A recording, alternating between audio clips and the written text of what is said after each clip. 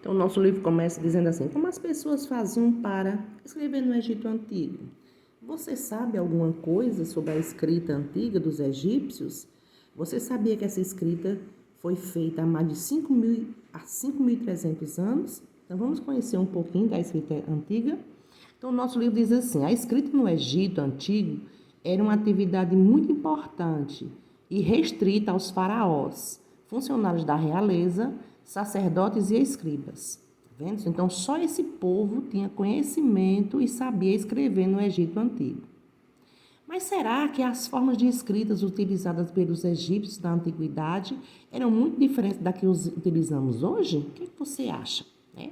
Então, aí nós vimos aí na primeira fotografia, nós vimos aí a primeira forma de escrita no Egito Antigo, que foi o hieróglifo, que ele surgiu há cerca de 5.500 anos. Esse tipo de escrita representava objetos por meio de desenhos. Além dos símbolos de animais, existiam hieróglifos de utensílios, como cestos e cordas, e de partes do corpo humano, como braços e olhos. Então, vejam aí a placa, né, com a escrita hieróglifa de cerca de 4.000 anos atrás. Então, como o nosso livro nos fala, eles escreviam através de símbolos, né? Usavam cestos para representar o que eles queriam falar, usavam braços, pernas, olhos, né? Partes do corpo nosso, e animais como símbolos, como vocês podem observar aí no livro de vocês. Na outra fotografia, já vimos aí os escribas registrando a cobrança de impostos, né? Vejam aí como é que eles registravam, ó. Sentadinhos aí, tá vendo? Escrevendo através também de símbolos, registrando o que é imposto. São aquele valor que eram cobrados das pessoas que moravam no Egito. E a última fotografia lá embaixo diz assim: por volta de 2.700 anos atrás, os egípcios criaram a escrita demótica, um tipo mais simples que era usada para fazer contas, escrever cartas e documentos. Os materiais usados nessas anotações cotidianas eram o papiro, canetas de diferentes tamanhos feitas de madeira, instrumentos para cortar o papiro e pigmentos secos em diferentes cores, em especial preta e vermelha. Então, aí a gente já vamos se aperfeiçoando mais, né? Já cria o papiro, uma espécie de papel para registrar. Já usam aí um tipo de escrita. Vejam aí o modelo da caneta, olha. Então, já tem a caneta era feita de madeira, né? Tinha diferentes tipos e tamanhos, né? Também tinha, como a gente aprendeu, o instrumento para cortar esse tipo de papel, que era feito de folha, né? Isso há 2.600 anos atrás. Dando continuidade na página 63, a gente está observando ferramentas de trabalho dos escribas de cerca de 3.000 anos atrás na parte de cima. Diz assim que era comum que os escribas tivessem de viajar para fazer os registros e, por isso, eles guardavam seus materiais em estojos. Eles levavam entre seus instrumentos pequenos potes com água e goma para preparar as tintas. A mistura de pigmentos, corantes e solventes era feita em um pilão. Depois de preparar as tintas, elas eram depositadas no estojo. Para apoiar o papiro, usavam uma prancheta e marcavam o papel com selos para garantir a origem do documento. Então, aí esses eram os instrumentos, né, usados por eles. Vocês estão vendo aí a prancheta, estão vendo aí os cubinhos para preparar as tintas, né? O estojinho para guardar as tintas. Então, algumas ferramentas, isso do museu lá em Paris, que tem esses materiais guardados. Na continuidade, os escribas acompanhavam a coleta de impostos, a construção de obras públicas, os julgamentos e até mesmo o armazenamento dos cereais nos celeiros durante a colheita.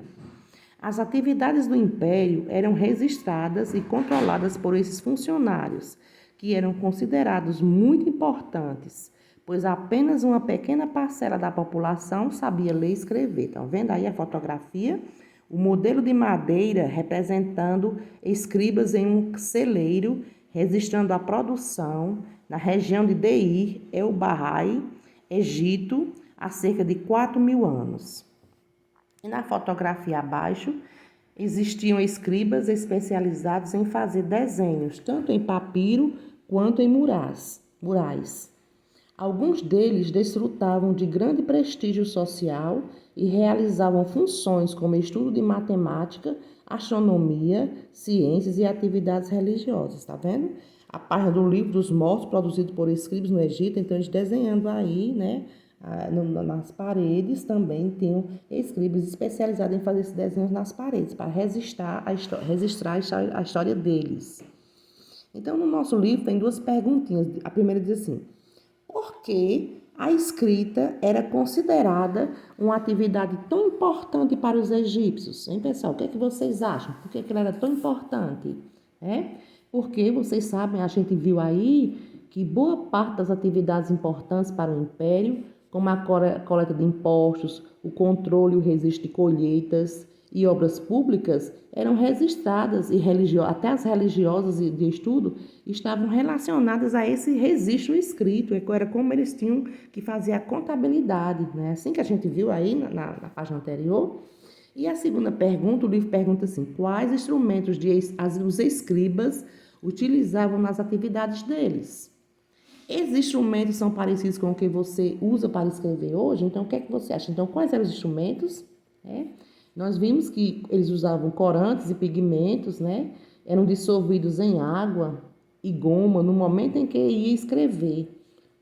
Como isso ocorre até hoje, né? Com alguns tipos de tecidos, de tintas que nós usamos hoje para trabalhar. Também a gente aprendeu aí que eles utilizavam canetas feitas de madeira, utilizavam papel, utilizavam pranchetas. E hoje, como é feita a nossa escrita? Hoje nós já escrevemos de uma maneira diferente, né?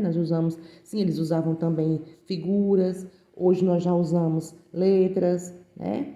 Nós temos tintas, hoje nós temos canetas com pontas, nós temos papéis, né? Eles usavam papiro, antigamente hoje a gente tem papel feito de outros materiais.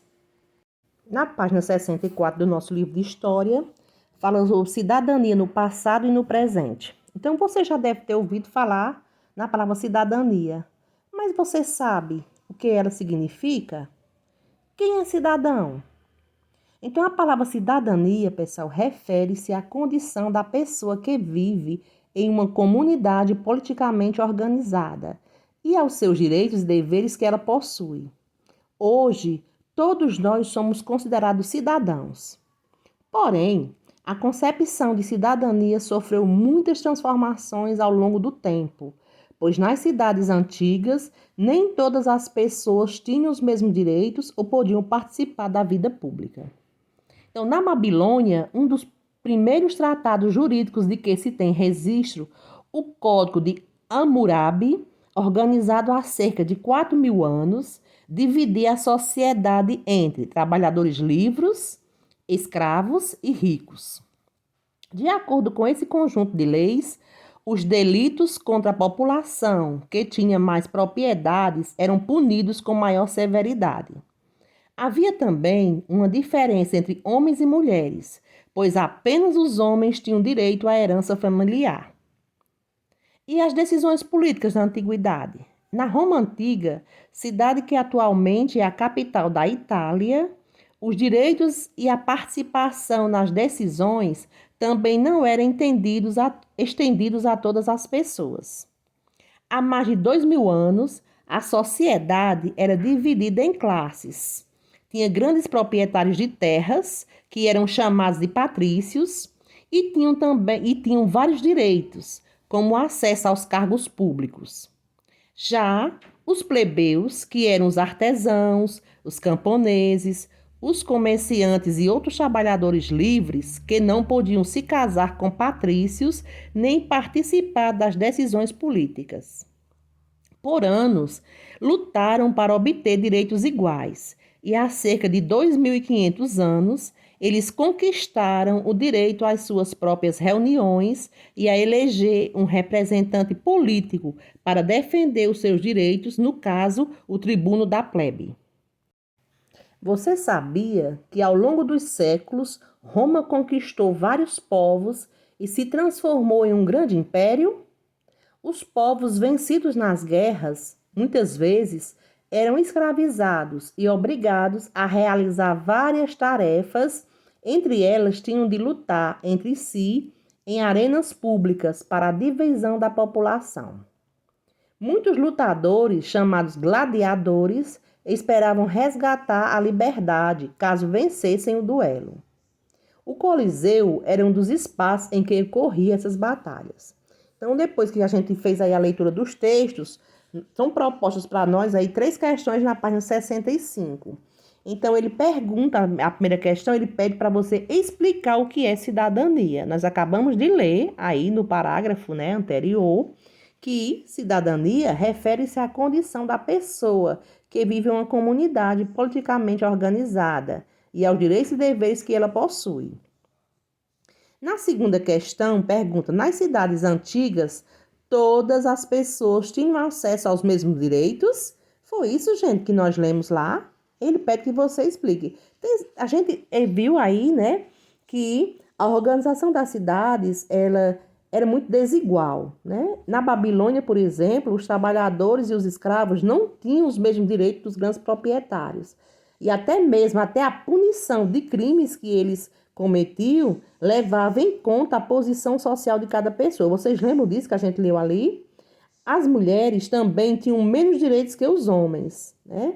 Na Roma Antiga, por muitos séculos, os plebeus não puderam participar da vida política ou casar-se com os patrícios. Não foi isso que a gente acabou de ler, não é isso? Então, você vai escrever isso aí na segunda questão. Na terceira, ele manda você observar as imagens para poder responder as questões. Então, nós temos aí 2 fotografias, né, de imagem, e pergunta assim na letra A: o que as imagens representam? Quais são as diferenças e as semelhanças entre elas? Semelhança é o que elas têm de parecido. Por exemplo, na primeira, na letra A aí, né? Você está vendo aí uma imagem, um relevo de arte romana, retratando os membros de uma família de patrícios. Já na outra, esse relevo aí representa um mercado de frutas e 2 camponeses trabalhando na terra. É isso? Então, assim, qual é as diferenças, qual é as semelhanças que eles têm? Então, na letra A, se você observar as 2 imagens aí, elas retratam relevos romanos produzidos na antiguidade. A primeira, ela representa uma família de patrícios, proprietários rurais romanos. Já a segunda, ela representa um grupo de homens vendendo frutas e 2 camponeses arando a terra. Na letra B, ele pergunta assim: que diferença existiu entre os direitos desses 2 grupos? Essas diferenças se mantinham na Roma Antiga? Então, nós já lemos lá no texto, vocês viram, né? Que o acesso à participação política e a cargos públicos foram negados aos plebeus nos primeiros séculos da Roma Antiga. E essas diferenças diminuíram quando os plebeus conquistaram o direito à representação política. É isso que a gente leu aí no segundo, a parte de decisões políticas na antiguidade. Então, aí a professora já praticamente deu as respostas a vocês. Resolvam as atividades e qualquer dúvida nós estamos aqui para tirar essas dúvidas, tá bom? Um beijo da professora Cícera.